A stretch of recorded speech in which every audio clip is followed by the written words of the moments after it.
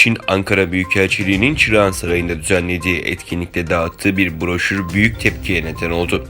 İsa Yusuf Alptekin Vakfı Başkanı ve İstanbul Üniversitesi Türkiyat Araştırmaları Enstitüsü öğretim üyesi Ömer Kul, sosyal medya hesabı üzerinden yaptığı bir paylaşımla Çin'in Türkiye'de dağıttığı 42 sayfalık broşürü gündeme getirdi. Söz konusu broşür, terörizm, aşırılıkla mücadele ve Xinjiang'da insan haklarının korunması başlığını taşıyor. Bütün dünyanın gözleri önünde uluslararası hukuku ve insan haklarını çiğneyen Çin'in Büyükelçiliğince hazırlanıp dağıtılan manipülatif metinde Doğu Türkistan'ın Çin'in ayrılmaz bir parçası olduğu, Uygurların da Türk kökenli olmadığı gibi tarihi gerekçeleri reddeden ifadeler yer alıyor. Broşürü gündeme taşıyan Ömer Kul yazısında bu broşürü davetlerin herhangi birinin okuduğunu düşünmüyorum. Çünkü okunmuş olsa baştan sona İslam dinini aşağılama ve Türklüğü yok sayma üzerine bina edilen bu propaganda broşürüne en azından tarihi bilgisi olanlar itiraz eder.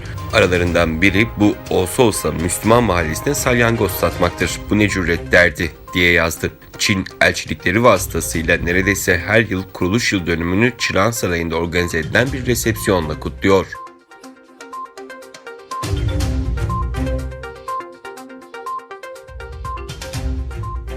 Doğu Türkistan'da Uygurlar ve diğer Müslüman azınlıklar sistematik baskılara ve ayrımcılığa uğruyor. Peki Doğu Türkistan'da bir Han Çinlisi olarak yaşamak ve olan bitene tanıklık etmek nasıl bir şey? Uluslararası Af Örgütü'nün web sitesinde yayınlanan ve bir dönem Doğu Türkistan'da yaşayan Çinli tarafından kaleme alınan makalede Doğu Türkistan'ın giderek polis devletine dönüştürüldüğü vurgulanarak yıllar önce Sincan'dan taşındım. Eve döndüğüm her seferinde hükümetin kontrolünün artmasıyla havanın daha da ağırlaştığını hissediyorum. Hangi binaya girerseniz girin aynı şeyle karşılaşıyorsunuz. Güvenlik kontrolü, çanta kontrolü, kimlik kartlarının okutulması. Çocukluğumdan hatırladığım yerle kıyaslanınca kendimi bir bilim kurgu filminde gibi hissediyorum ifadelerine yer veriliyor. 2017 yılından itibaren Doğu Türkistan'da insanların aniden ortadan kaybolmaya başladığı şöyle anlatılıyor.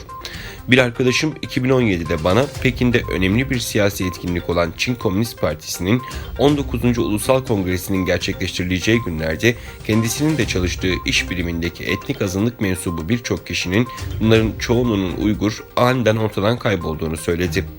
Arkadaşları ve aileleri bu kişilerden birkaç gün boyunca haber alamadı. Sonrasında ise bu kişilerin gözaltına alındıkları ortaya çıktı. Makalede Han Çinlilerinin bu duruma nasıl tepki gösterdiği ise aileme ve arkadaşlarıma bu uygulamaları anlamadığımı söylediğimde sadece iç çekerek Sincan işte dediler. Uzakta yaşadığım dönemde insanlar bu boyuta varan kontrollere alışmıştı ve bu durum beni rahatsız ediyor cümleleriyle ifade ediliyor.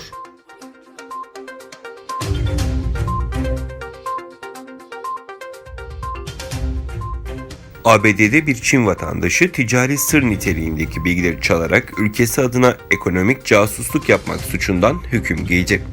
Kaliforniya Kuzey Bölge Mahkemesi 41 yaşındaki Hao Zhang'ı iki Amerikan şirketinden sinayi mülkiyet hakkı kapsamındaki bilgileri çalmaktan 3 kez suçlu buldu.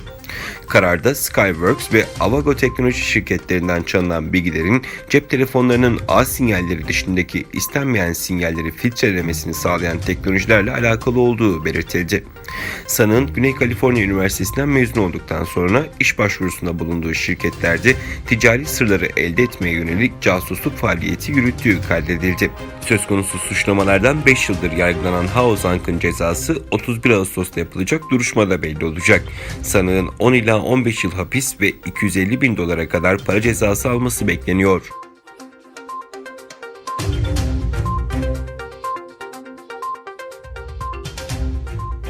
Hindistan-Çin'le yaşanan sınır çatışmasının ardından Himalaya dağlarındaki Ladak'a karadan havaya füze savunma sistemi yerleştirdi. Hindistan'ın adımı Çin'in iki ülke arasındaki fiili kontrol hattı boyunca savaş uçağı ve helikopterlerinin faaliyetlerini arttırmasının ardından geldi. Times of India gazetesindeki habere göre yetkililer Çin savaş uçağı ve helikopterlerinin yol açacağı bir sorunun önlenmesi için bölgeye Hindistan ordusunun savunma sistemlerinin yerleştirildiğini belirtti. Gökyüzü isimli orta menzilli karadan havaya füze savunma sistemi yerli olarak Savunma Araştırma ve Geliştirme Örgütü tarafından geliştirildi.